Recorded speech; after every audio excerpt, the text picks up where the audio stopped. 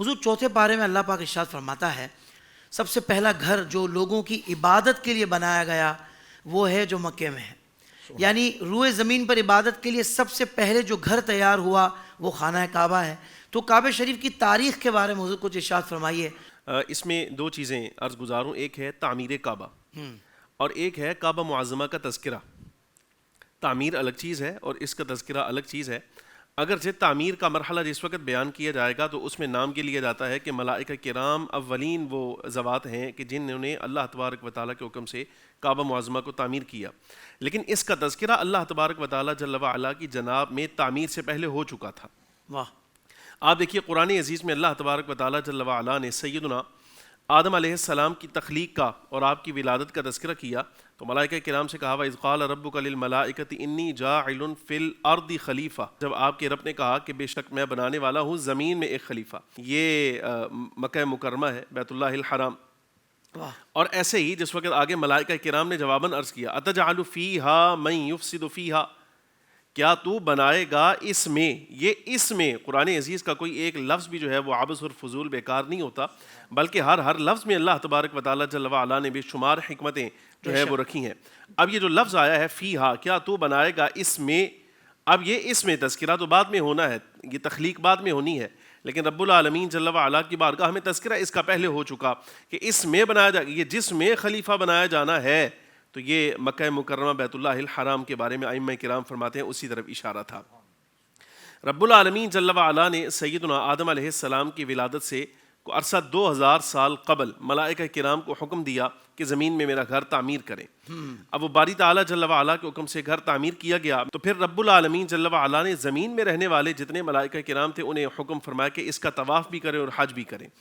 یعنی اس لحاظ سے دیکھا جائے تو ملائکہ کرام اولین وہ ذوات مقدسہ ہیں جنہوں نے اس گھر کو تعمیر فرمایا.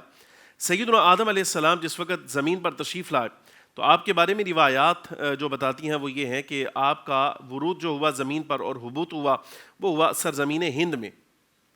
جس وقت بے چینی اور اضطراب آپ نے محسوس فرمایا، قلبی اطمینان جو اللہ تبارک و تعالیٰ جل وعلا نے جنت میں عطا فرمایا تھا وہ آپ نے یہاں محسوس نہ کیا سرزمین ہند میں، تو باری تعالیٰ جل وعلا نے حکم دیا کہ آپ سرزمین مکہ تشریف لائیے. آپ یہاں تشریف لائے.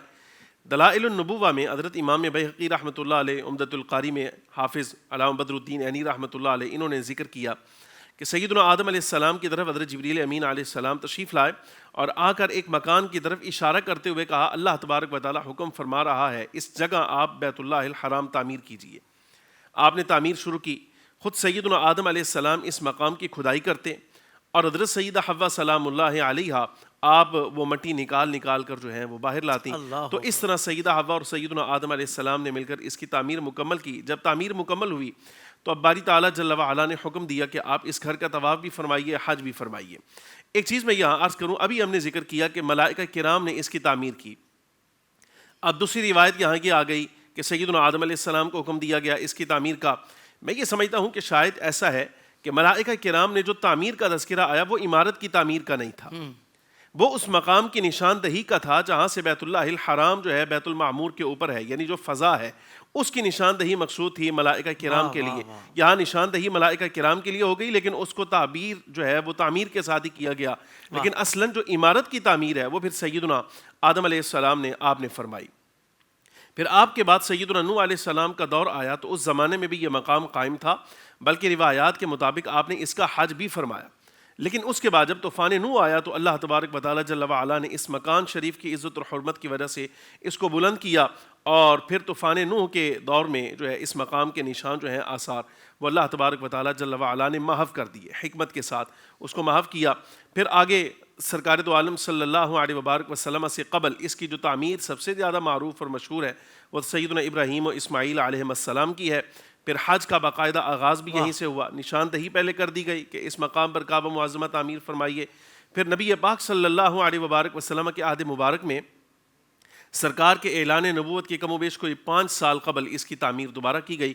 یہ تھی اس کی تاریخ، اختصار کے ساتھ میں نے آپ کے سامنے عرض کر دیا اور جو روایات کی تطبیق تھی وہ بھی میں نے آپ کے سامنے عرض کر دیا. سبحان اللہ. زندگی کے تمام شعبوں میں دینی رہنمائی حاصل کرنے اور آخرت کو بہتر کرنے کے لیے ہمارے YouTube channel Islamic digital studio کو سبسکرائب کر لیں اور بیل آئیکن بھی پریس کر لیں۔ قرآن سے بھی ملاتا ہے۔